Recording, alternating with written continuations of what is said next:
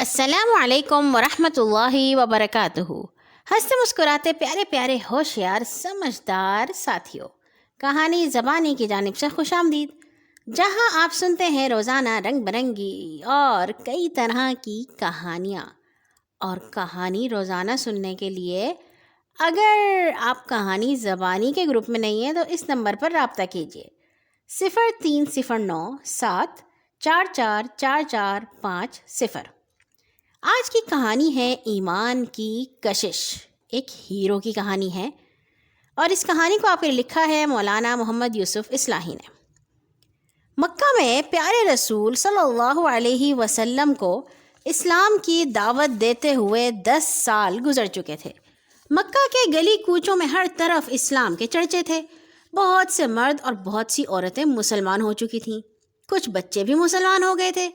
پیارے نبی کی زبان میں یہ اثر تھا کہ جو بھی آپ کی زبان سے حق کی آواز سنتا، آپ کے ساتھیوں میں شامل ہو جاتا اور آپ پر جان چھڑکنے لگتا۔ یہ حالت دیکھ کر مکہ کے کافر بہت جھنجھلاتے۔ رسول اللہ صلی اللہ علیہ وسلم کو جادوگر کہتے اور لوگوں کو روکتے اور ان پر زور ڈالتے کہ ان کی باتیں نہ سنو۔ انہی دنوں یمن کے ایک مشہور شاعر طفیل مکہ میں آئے۔ یہ اپنے قبیلے کے سردار تھے اور یمن کے لوگ ان کی بہت مانتے تھے۔ جب یہ مکہ پہنچے تو مکہ والوں نے ان کا بہت شاندار استقبال کیا اور بڑی عزت سے پیش آئے، مگر مکہ والوں کو یہ فکر ہو گئی کہ اگر طفیل نے محمد کا کلام سن لیا تو ضرور مسلمان ہو جائیں گے۔ وہ کلام ہی ایسا ہے کہ سننے والا بغیر اثر لیے رہ ہی نہیں سکتا، اور پھر طفیل تو خود شاعر ہیں، کلام کی اچھائی ان سے بہتر کون پرکھ سکتا ہے۔ محمد کا اونچا پر اثر کلام اور پھر ان کے اتنے خوبصورت اخلاق، طفیل نے اگر ان کو دیکھا تو مسلمان ہو ہی جائیں گے، اور اگر یہ مسلمان ہو گئے تو ان کا پورا قبیلہ مسلمان ہو جائے گا۔ مکہ والوں کے لیے طفیل کا یہاں آنا ایک بڑا حادثہ بن گیا۔ طفیل نے ان کو بڑی فکر میں ڈال دیا۔ سب سمجھدار لوگ مل جل کر بیٹھے، آپس میں مشورہ کیا اور یہ طے ہو گیا کہ جیسے بھی ہو طفیل کو محمد سے نہ ملنے دیا جائے۔ کچھ لوگ ان کے پاس پہنچے اور بڑی رازداری اور خیرخواہی کے انداز میں طفیل سے کہا، آپ نے تو ضرور ذکر سنا ہوگا، ہمارے ہاں ایک صاحب ہیں، وہ کچھ دنوں سے اپنے آپ کو نبی کہنے لگے ہیں، بڑے زبردست جادوگر ہیں، ان کی باتوں میں بہت اثر ہے، ان کی باتیں سننے والا ان کے جادو سے بچ ہی نہیں سکتا، جو بھی ایک بار ان کی باتیں سن لیتا ہے وہ انہی کا ہو رہتا ہے۔ مکے کے بہت سے بھولے بھالے ان کے جادو میں پھنس گئے ہیں اور اپنے باپ دادا کے دین سے پھر گئے ہیں۔ بہت سے گھرانے ہیں جہاں انہوں نے بیٹھے بٹھائے باپ بیٹوں، میاں بیویوں، چچا بھتیجوں میں لڑائی کرا رکھی ہے، اور پھر جس پر بھی ان کا جادو چل جاتا ہے وہ ایسا پکا ہو جاتا ہے کہ پھر کسی کی نہیں سنتا۔ کیا مجال کوئی اپنی بات سے ہٹا سکے؟ آپ کو یہ سب باتیں ہم نے اس لیے سنائی کہ آپ ہوشیار رہیں۔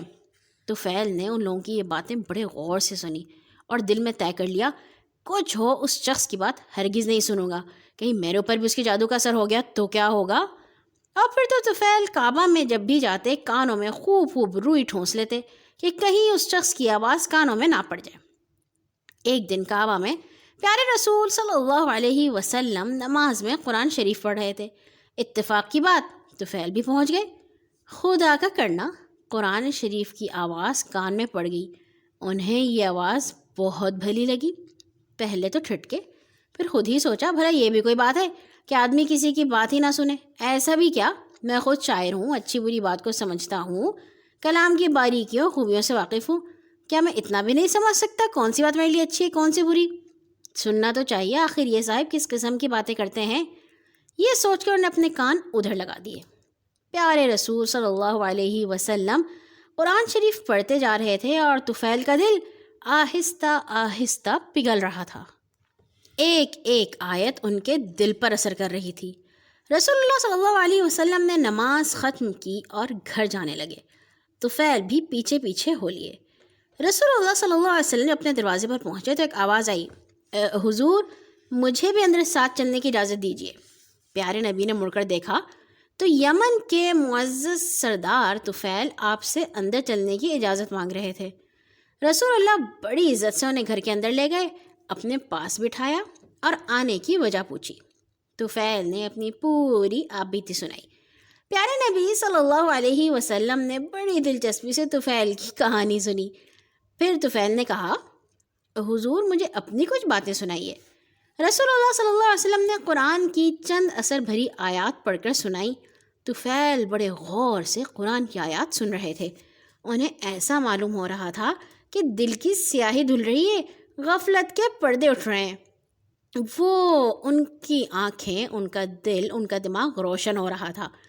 جب پیارے رسول صلی اللہ علیہ وسلم تلاوت فرما چکے تو طفیل نے کہنا شروع کیا، اس خدا کی قسم جس نے مجھے پیدا کیا، میں نے عرب کا ایک سے ایک اچھا کلام سنا ہے، مگر آج تک ایسا اونچا اور پاکیزہ کلام کبھی نہیں سنا۔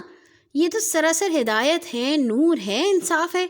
اس سے منہ موڑنا اچھائی سے منہ موڑنا ہے۔ خدا کی قسم یہ کسی انسان کا نہیں ہو سکتا، یہ انسانوں کو پیدا کرنے والے خدا کا کلام ہے۔ طفیل کہے جا رہے تھے اور پیارے نبی صلی اللہ علیہ وسلم کا دل ان کی ہدایت پر باغ باغ ہو رہا تھا۔ پھر آپ نے طفیل کو اسلام کا کلمہ پڑھایا اور ایمان کے نور سے ان کے سینے کو جگمگایا۔ یمن کا یہ معزز مہمان اب ایمان کی عزت بھی پا چکا تھا۔ مکے میں داخلے کے وقت صرف دنیا کی عزت حاصل تھی، اب اسے دین کی عزت بھی حاصل ہو گئی تھی۔ لا الہ الا اللہ محمد الرسول اللہ۔ جب طفیل نے یمن کو واپسی کا ارادہ کیا تو پیارے رسول سے عرض کیا، حضور میرا سینہ تو نور سے جگمگا اٹھا، لیکن میرا قبیلہ، گھر کے لوگ تو کفر کے اندھیرے میں پھنسے ہوئے ہیں۔ یا رسول اللہ دعا فرمائیے کہ اللہ تعالیٰ انہیں بھی ایمان کی دولت بخشے۔ پیارے رسول صلی اللہ علیہ وسلم نے دونوں ہاتھ دعا کے لیے اٹھا دیے۔ اے اللہ، تو طفیل کو اسلام کا نشان بنا دے کہ اس سے لوگ اسلام کا راستہ پائیں۔ طفیل ایمان کی تڑپ لے کر گھر پہنچے۔ بوڑھے عمر سے ملاقات ہوئی۔ طفیل بولے، ابا میں کفر کے اندھیروں سے ایمان کی روشنی میں آ گیا ہوں، اب میرا آپ سے کوئی رشتہ نہیں۔ میں مکہ کے سچے رسول پر ایمان لے آیا ہوں، اب میرا رشتہ صرف اسی شخص سے ہے جو اس رسول کا کلمہ پڑھے اور اسلام کو اپنا دین مانے۔ طفیل کی دل سے نکلی ہوئی بات سن کر ان کے ابا عمر سوچ میں پڑ گئے۔ اچھا، ایمان میں یہ قوت ہے کہ اس سے باپ بیٹے کا رشتہ بھی ختم ہو سکتا ہے؟ کیا ایمان کا رشتہ باپ بیٹے کے رشتے سے بھی زیادہ ہے؟ طفیل کے باپ عمر دوسی نے سوچا اور اپنے بیٹے سے کہا، طفیل لاؤ ہمیں بھی سناؤ اس رسول کی باتیں۔ طفیل نے سمجھا کر باپ کو اسلام کا پیغام سنایا۔ حق کی کشش نے کام کیا اور بوڑھے باپ نے بیٹے سے کہا، طفیل بیٹے تم میرے بیٹے ہو، میں تمہارا باپ، میں بھی اسی نبی پر ایمان لاتا ہوں جس پر تم ایمان لائے ہو۔ طفیل کی آنکھیں خوشی سے بہہ پڑیں۔ بولے، ابا جان چلیے غسل فرما لیجئے، اسلام کا کلمہ پڑھ کر اللہ کے پیارے بن جائیے۔ عمر دوسی نے غسل کیا، کلمہ شہادت پڑھا اور اسلام کی دولت سے مالا مال ہو گئے۔ باپ کے بعد بیوی سے ملاقات ہوئی۔